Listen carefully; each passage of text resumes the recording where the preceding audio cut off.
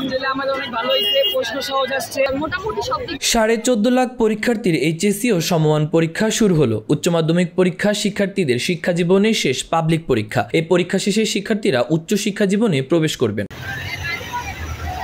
এবার 11টি শিক্ষা বোর্ডে 7,50,281 জন ছাত্র এবং 7,509 জন ছাত্রী এইচএসসি ও সমমান পরীক্ষায় অংশ নিচ্ছেন। এবার ছাত্রীদের তুলনায় বেশি সংখ্যক ছাত্র এইচএসসি ও সমমান পরীক্ষায় অংশ নিচ্ছেন। মোট 9,463টি শিক্ষা প্রতিষ্ঠানে 2,725টি কেন্দ্রে এই পরীক্ষায় অংশ নিচ্ছেন। এর মধ্যে 9টি সাধারণ শিক্ষা বোর্ডে 11,28,281 জন পরীক্ষার্থী এইচএসসি পরীক্ষায় অংশ নেবেন। প্রথম দিনে বাংলা প্রথম পত্র পরীক্ষা অনুষ্ঠিত হয়। মোটামুটি সব দিক দিয়েই ভালো হয়েছে। কোশ্চেন একটু হার্ড হয়েছে, বিশেষ করে আমার কাছে এমসিকিউটা হার্ড লাগছে।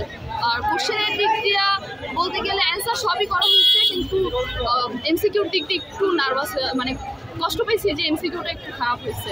সকাল থেকে পরীক্ষার কেন্দ্রে কেন্দ্রে অভিভাবকদের অপেক্ষার পালা শুরু হয়। গত বছরের তুলনায় 2024 সালের চলতি বছরে মোট পরীক্ষার্থীর সংখ্যা বেড়েছে 91,448 জন। মোট প্রতিষ্ঠান বেড়েছে 294টি, মোট কেন্দ্র বেড়েছে 67টি।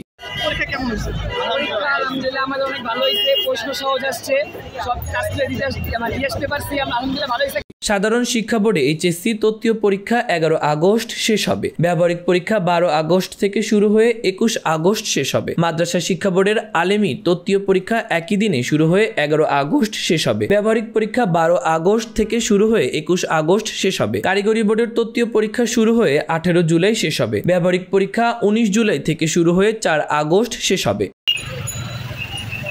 মাহবুবুর রহমান ইমন, খবর সংযোগ।